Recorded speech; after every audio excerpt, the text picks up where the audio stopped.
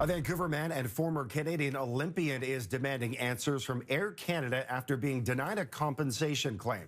His return flight home from Mexico was delayed 24 hours because of maintenance. But all of a sudden, the airline changed its mind and said weather was actually to blame.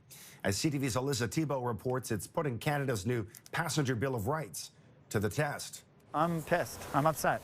There's no denying how Dave Campbell feels about Air Canada right now. As a consumer, I shouldn't have to track this down, and they should be living up to their responsibilities as a carrier. Campbell is a former Olympic athlete with a bronze medal from the '86 Commonwealth Games. Over New Year's, he took an 11-day holiday to Mexico, but his flight home was delayed. And it says right here, aircraft technical issue.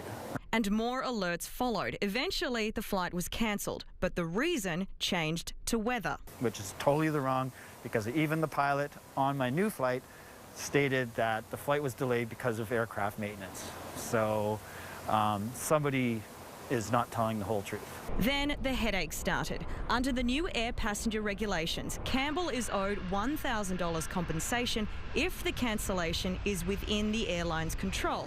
So he made a claim. I didn't qualify because the flight was delayed due to weather. CTV reached out to Air Canada but has not yet received a response. A passenger rights advocate says the issue is that the new legislation is too vague and airlines can use loopholes to define what is and is not within their control.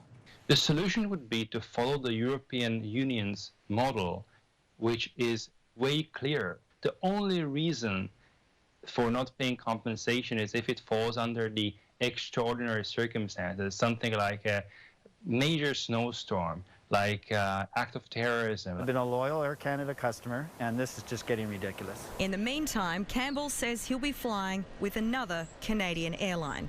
Alyssa Thibault, CTV News, Vancouver.